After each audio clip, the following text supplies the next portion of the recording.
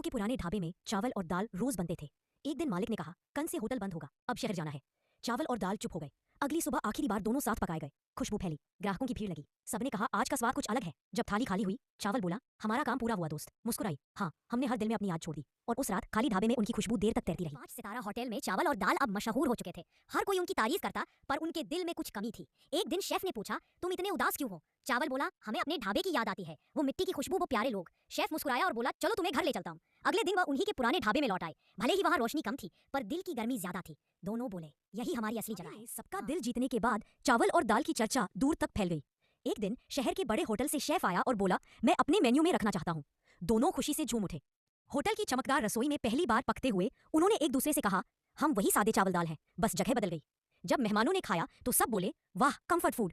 उस रात चावल और दाल सितारों की तरह चमक उठे, स्वाद और सादगी के असली हीरो बनकर। एक छोटे से ढाबे में चावल और दाल हर दिन बनते थे, पर किसी को उनकी कदर नहीं थी। लोग ज्यादातर रोटी सब्जी मंगाते। एक दिन भारी बारिश में सब्जी खत्म हो गई।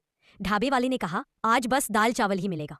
पहले तो सबने मुंह बनाया, पर जैसे ही चखा सब बोले, वाह, यही असली स्वाद है। उस दिन से दाल चावल ढाबे के स्टार बन गए। रात को दोनों मुस्कुराए। देखा, सादगी भी कभी कभी सबसे बड़ी जीत होती है। रसोई में चावल और दाल हमेशा एक दूसरे से झगड़ते थे। चावल बोला, सब मुझे ज्यादा पसंद करते हैं। दाल हंसकर बोली, पर स्वाद मेरे बिना अधूरा है। एक दिन रसोईया आया, आज बनेगा दाल चावल। दोनों हैरान, फिर खुश हो गए। जब कढ़ाई में मिले तो महसूस किया, हम साथ हो तो स्वाद ही कुछ और है। भाप उठी, खुशबू फैली और थाली में दोनों साथ परोसे गए। अब रसोई में कोई झगड़ा नहीं था, क्योंकि सब जानते थे दोस्ती ही सबसे बड़ा स्वाद है। हलचल मची थी। आलू और टमाटर को पता चला कि आज बनेगा आलू टमाटर की सब्जी। दोनों डर गए, आज तो हम पक जाएंगे। रात होते ही उन्होंने भागने की योजना बनाई। आलू लुढ़कता हुआ फर्श पर गिरा और टमाटर उछलकर उसके पीछे दौड़ा। दोनों रसोई से निकलकर बगीचे में पहुंच गए, आजाद। लेकिन सुबह बारिश शुरू हो गई। टमाटर गलने लगा।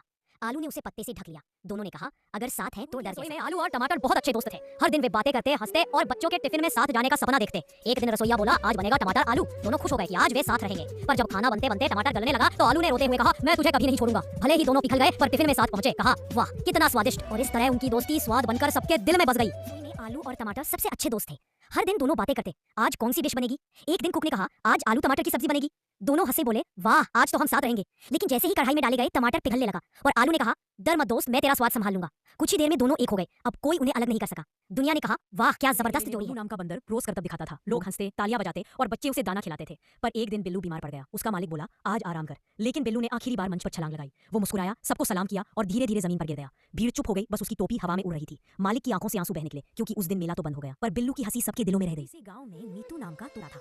वो हर दिन बूढ़े बाबा के साथ बातें करता, गाना गाता और हंसाता था। बाबा कहते, मीतू, तू मेरा सबसे अच्छा दोस्त है। एक दिन बाबा बीमार पड़ गए। घर में सन्नाटा छा गया। मीतू खिड़की पर बैठा चुप रहा, बस धीरे से बोला, बाबा, जल्दी ठीक हो जाओ। कुछ दिन बाद बाबा नहीं रहे, लेकिन हर सुबह गांव वाले सुनते, पेड़ पर बैठा मीतू वही बात दोहराता, बाबा, जल्दी ठीक हो जाओ। एक छोटे से गांव में अपनी प्यारी चिड़िया से बातें करता था। एक दिन चिड़िया उड़ी और कई दिनों तक नहीं लौटी। रवि उदास हो गया, छत पर बैठा आसमान को देखता रहा। फिर एक सुबह खिड़की पर एक छोटा सा पत्ता पड़ा था। उस पर चोंच के निशान थे, जैसे किसी ने लिखा हो, मैं ठीक हूँ, जल्दी मिलूंगी। रवि मुस्कुराया। उसे लगा जैसे चिड़िया ने खत भेजा हो। वो बोला, दोस्ती अगर सच्ची हो तो दूरियां भी बात नहीं रोक पाती। आसमान में कहीं वही चिड़िया उड़ रही थी, मुस्कुराते हुए। अपनी प्यारी चिड़िया से कहता, एक दिन मैं भी तुम्हारे साथ उड़ूंगा। चिड़िया मुस्कुराती और आसमान की ओर देखती।